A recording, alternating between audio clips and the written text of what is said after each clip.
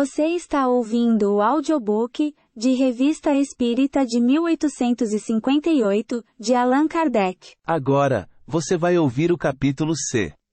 Dezembro. Sensações dos espíritos. Sofrem os espíritos?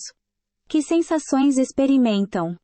Tais perguntas nos são naturalmente dirigidas, e procuramos respondê-las.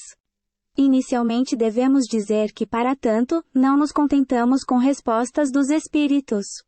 De certo modo tivemos que considerar a sensação como um fato, através de numerosas observações. Numa de nossas reuniões, pouco depois de havermos recebido de São Luís uma bela dissertação sobre a avareza, cuja publicação foi feita em nosso número de fevereiro, um dos nossos associados contou o fato que se segue a respeito daquela dissertação. Numa pequena reunião de amigos, ocupávamo-nos de evocações quando, inopinadamente e sem que o tivéssemos chamado, apresentou-se um espírito que havíamos conhecido muito bem, e que em vida poderia ter servido de modelo ao retrato do avarento feito por São Luís. Um desses homens que vivem miseravelmente no meio da fortuna. Que se privam, não pelos outros, mas para acumular sem proveito para ninguém. Foi no inverno e nós estávamos perto do fogo. De repente aquele espírito trouxe à nossa lembrança o seu nome, no qual estávamos longe de pensar, e nos pediu permissão para vir durante 3 dias aquecer-se à nossa lareira, dizendo que sentia horrivelmente o frio que voluntariamente suportara durante a vida, e que, por avareza, obrigara os outros a suportar. Isto seria um alívio, acrescentou ele, se quiserdes conceder-mo. Aquele espírito experimentava penosa sensação de frio. Mas como a experimentava? Nisto é que estava a dificuldade. A esse respeito, dirigimos a São Luís as perguntas que se seguem. 1. Teríeis a bondade de dizer-nos como esse espírito de avarento, que não tinha mais o corpo material, podia sentir frio e pedir para se aquecer? Podes imaginar os sofrimentos do espírito, pelos sofrimentos morais. 2. Compreendemos os sofrimentos morais como pesares, remorsos, vergonha, mas o calor, o frio e a dor física não são efeitos morais. Os espíritos experimentam esta espécie de sensações? Tua alma sente frio. Não, mas tem a consciência da sensação que age sobre o corpo. 3. Parece disso decorrer, que esse espírito de avarento não sentia um frio real, mas que ele tinha a lembrança da sensação do frio que havia suportado, e essa lembrança, que lhe era como uma realidade, tornava-se um suplício. É mais ou menos isto. Fique bem entendido que há uma distinção, que compreendeis perfeitamente, entre a dor física e a dor moral. Não se deve confundir o efeito com a causa. Se bem compreendemos, poder-se-ia, ao que parece, explicar as coisas do seguinte modo. O corpo é o instrumento da dor. Se não é a causa primeira, é pelo menos a causa imediata. A alma tem a percepção dessa dor. Essa percepção é o efeito. A lembrança que disso conserva, pode ser tão penosa quanto a realidade, mas não pode ter ação física. Realmente, nem frio nem calor intensos podem desorganizar-lhe os tecidos. A alma nem pode ficar gelada, nem se queimar. Não vemos diariamente a lembrança, ou a apreensão, de um mal físico produzir o efeito da realidade? Ocasionar até a morte. Todo mundo sabe que pessoas amputadas sentem dor no membro que não existe mais. Certamente esse membro não é nem a sede, nem mesmo o ponto de partida da dor. O cérebro conservou-lhe a impressão, eis tudo. Pode-se, pois, crer que existe algo de análogo nos sofrimentos do espírito após a morte. Estas reflexões estão corretas. 4. Sim. Mais tarde compreendereis ainda melhor. Esperai que outros fatos vos forneçam novos pontos de observação. Então podereis tirar conclusões mais completas. Isto se passava no começo do ano de 1858. Efetivamente, desde então, Um estudo mais aprofundado do perispírito, que representa um importante papel em todos os fenômenos espíritas, e do qual ainda não se havia tomado conhecimento. As aparições vaporosas ou tangíveis. O estado do espírito no momento da morte. A ideia tão frequente no espírito, de que ainda se acha vivo. O quadro impressionante dos suicidas, dos suplicados, dos que se absorveram nos prazeres materiais, e tantos outros fatos, vieram lançar uma luz sobre esta questão, e deram lugar a explicações, cujo resumo fazemos a seguir. O perispírito é o laço que une o espírito à matéria do corpo. Ele é tirado do meio ambiente, do fluido universal. Ele tem simultaneamente algo da eletricidade, do fluido magnético e, até certo ponto, da matéria inerte. Poder-se-ia dizer que é a quintessência da matéria. É o princípio da vida orgânica, mas não o é da vida intelectual. A vida intelectual está no espírito. Ele é, além disso, o agente das sensações exteriores.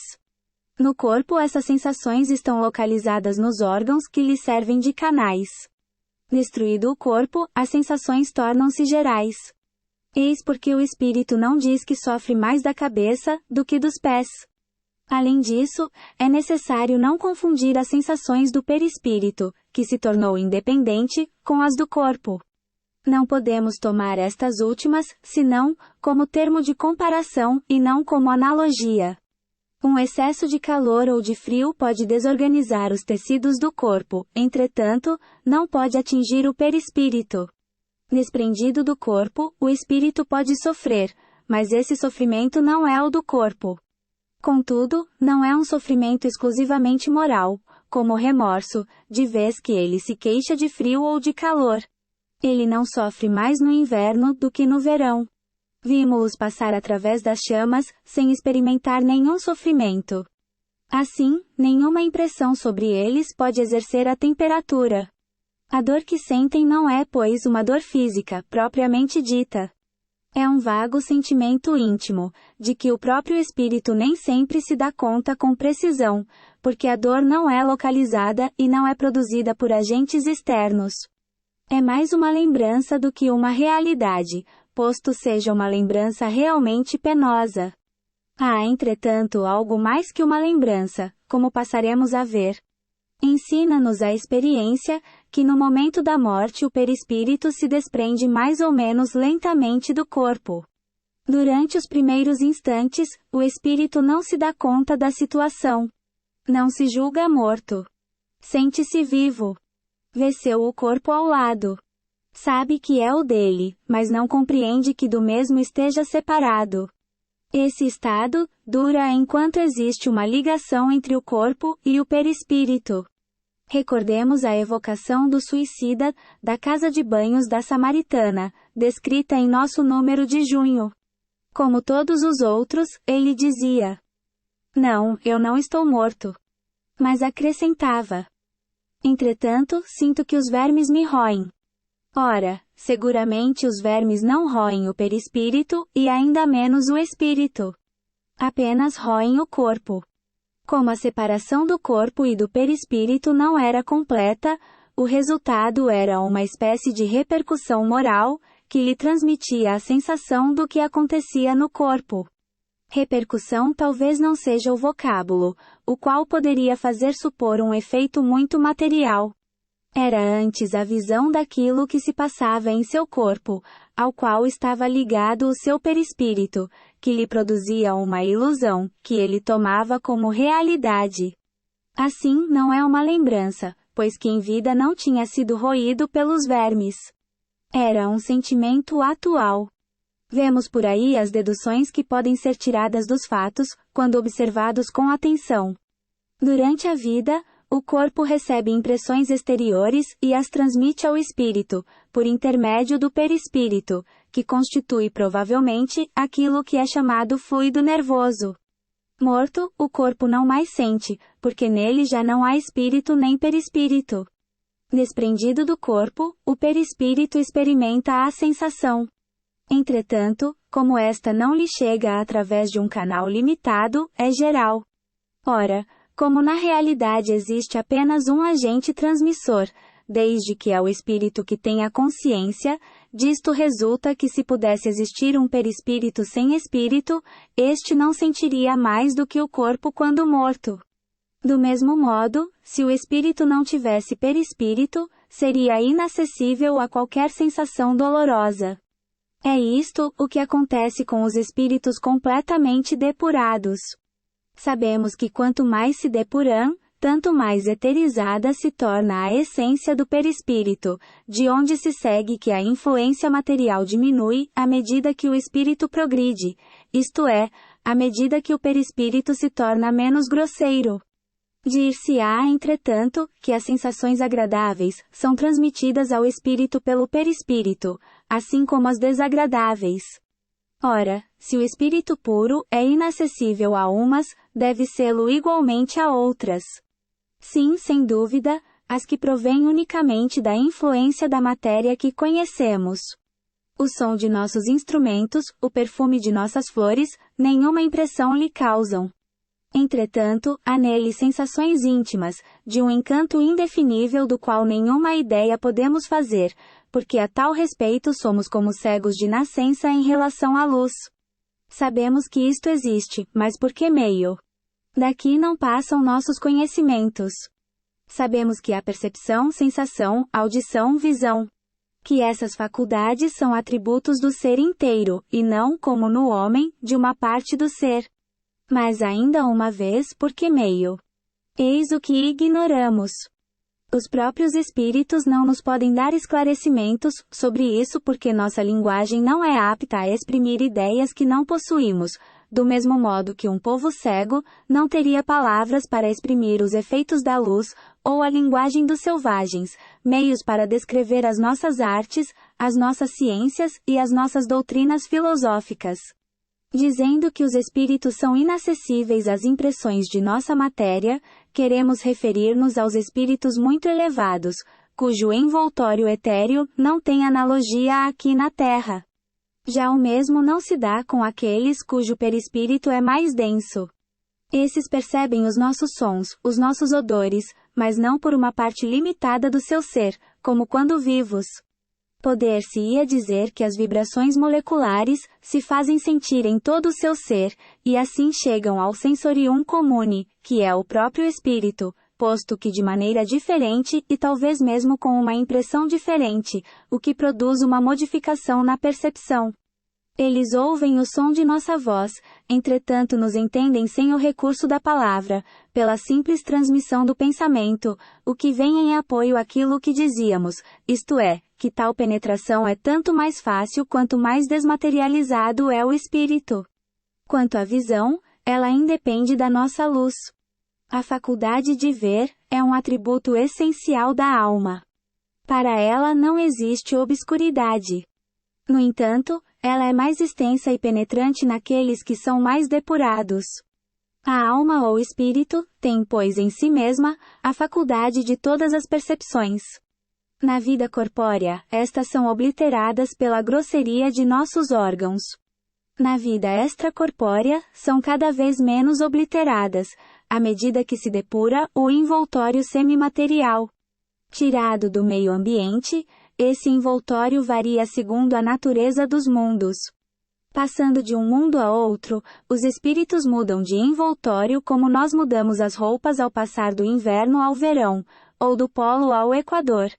Quando nos vêm visitar, os espíritos mais elevados revestem-se, pois, de seu perispírito terrestre, e a partir de então suas percepções se operam como nos nossos espíritos comuns. Mas todos, tanto inferiores como superiores, nem ouvem nem sentem senão aquilo que querem ouvir ou sentir. Sem órgãos sensitivos podem, à vontade, tornar as suas percepções ativas ou anulá-las. Existe apenas uma coisa que são obrigados a ouvir: os conselhos dos bons espíritos. A vista é sempre ativa, mas podem tornar-se reciprocamente invisíveis uns para os outros. Segundo a posição que ocupam, podem ocultar-se dos que lhes são inferiores, mas não dos superiores. Nos primeiros momentos que se seguem à morte, a visão do espírito é sempre confusa e perturbada. Torna-se clara à medida que se desprende, e pode adquirir a mesma clareza que durante a vida, independentemente de sua penetração através dos corpos para nós opacos. Quanto à sua extensão através do espaço infinito, tanto no passado como no futuro, depende do grau de pureza e de elevação do espírito. Dirão que toda esta teoria não é nada animadora. Imaginávamos que uma vez desembaraçados do grosseiro envoltório material, instrumento de nossas dores, não mais sofreríamos. Eis que nos ensinais que sofreremos ainda. De uma ou de outra forma, não haverá menos sofrimento. Ai de nós! Sim, nós podemos continuar sofrendo, e muito, e por muito tempo, mas também podemos deixar de sofrer, até mesmo a partir do momento em que deixamos a vida corpórea. Os sofrimentos terrenos são por vezes independentes de nós. Muitos, porém, são consequência de nossa vontade. Remontemos à fonte, e veremos que a maior parte deles resultam de causas que poderíamos ter evitado. Quantos males, quantas enfermidades não deve o homem aos seus excessos, à sua ambição, numa palavra, às suas paixões. O homem que tivesse vivido sobriamente, que não tivesse abusado de nada, que sempre tivesse sido simples em seus gostos, e modesto nos seus desejos, poupar-se-ia a muitas tribulações. O mesmo se dá com o espírito. Os sofrimentos que padece são sempre consequência da maneira como viveu na terra.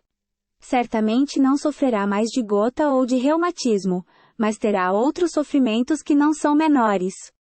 Vimos que seus sofrimentos são o resultado dos laços que ainda existem entre ele e a matéria. Que quanto mais desvinculado da influência da matéria, ou, por outras palavras, quanto mais desmaterializado, menos sensações penosas terá. Ora, dele depende libertar-se de tal influência, já nesta vida. Ele possui o livre-arbítrio e, consequentemente, a escolha entre fazer ou deixar de fazer. Que domine as suas paixões animais. Que não tenha ódio, inveja, ciúme e orgulho. Que não se deixe dominar pelo egoísmo. Que purifique sua alma pelos bons sentimentos. Que pratique o bem. Que não atribua às coisas deste mundo, senão a importância que merecem, e então, mesmo que ainda esteja em seu envoltório corporal, já estará depurado e desprendido da matéria. Quando deixar esse envoltório, não sofrerá mais sua influência. Os sofrimentos físicos que houver experimentado, não lhe deixarão uma lembrança penosa. Não lhe restará nenhuma impressão desagradável, porque elas terão afetado o corpo, mas não o espírito. Será feliz por ter se libertado, e a calma de consciência o livrará de qualquer sofrimento moral. Interrogamos milhares de espíritos que pertenceram a todas as camadas da sociedade, e a todas as posições sociais. Estudamo-los em todos os períodos de sua vida espírita, desde o momento em que deixaram o corpo. Seguimo-los passo a passo nessa vida de além-túmulo, a fim de observar as mudanças neles operadas, nas suas ideias e nas suas sensações. A esse respeito, não foram as criaturas mais vulgares as que ofereceram material menos interessante para estudo. Ora, nós vimos sempre que os sofrimentos dependem da conduta, cujas consequências eles sofrem, e que essa nova existência é fonte de inefável felicidade para aqueles que seguiram o bom caminho, de onde se segue que os que sofrem, sofrem porque o quiseram, e que não devem queixar-se senão de si mesmos, quer neste mundo, quer no outro. Certos críticos ridicularizaram algumas das nossas evocações, como, por exemplo, a do assassino Lemaire, achando estranho que nos ocupássemos de seres tão ignóbeis, quando temos tantos espíritos superiores à nossa disposição. Esquecem que é exatamente por isto que, de certo modo, apuramos a natureza do fato, ou melhor dizendo, em sua ignorância da ciência espírita, não veem nesses diálogos mais que uma conversa mais ou menos divertida, cujo alcance não compreendem. Lemos algures que um filósofo dizia, depois de haver conversado com um camponês: aprendi mais com esse rústico do que com todos os sábios. É que ele podia ver além da superfície. Para o bom observador, nada é perdido. Ele encontra ensinamentos úteis, até no criptogramo, que cresce nas esterqueiras. Recusa-se o médico a tocar numa ferida horrenda, quando se trata de encontrar a causa de um mal. Ainda uma palavra sobre o assunto. Os sofrimentos de além-túmulo têm um termo.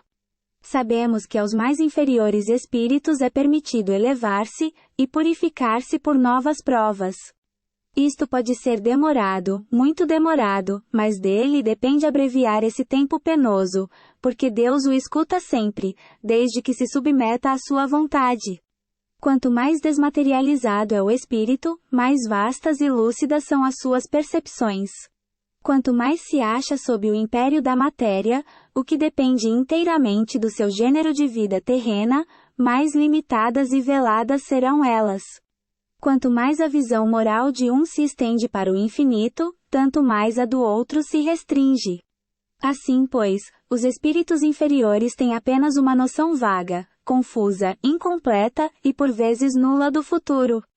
Eles não veem o termo de seus sofrimentos, e por isso pensam sofrer eternamente, o que é para eles um castigo. Se a posição de uns é aflitiva, terrível mesmo, não é, entretanto, desesperadora. A dos outros é, porém, eminentemente consoladora. A nós, pois, cabe escolher. Isto é da mais alta moralidade. Os cépticos duvidam da sorte que nos aguarda após a morte. Nós lhes mostramos exatamente o que acontece, com o que julgamos prestar-lhes um serviço. Assim, vimos mais de um voltar atrás de seu erro, ou pelo menos, começar a refletir sobre aquilo de que antes fazia troça. Nada como nos darmos conta da possibilidade das coisas. Se sempre tivesse sido assim, não haveria tantos incrédulos, e tanto a religião como a moral pública ganhariam com isso.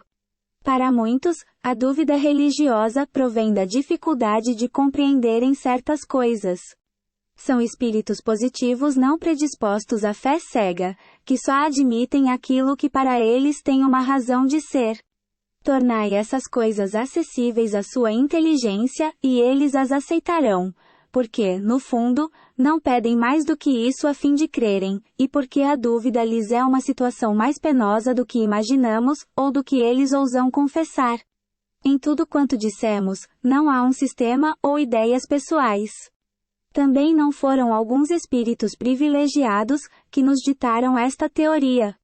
Ela é resultado de estudos feitos sobre individualidades, corroborados e confirmados por espíritos, cuja linguagem nenhuma dúvida pode deixar quanto à sua superioridade.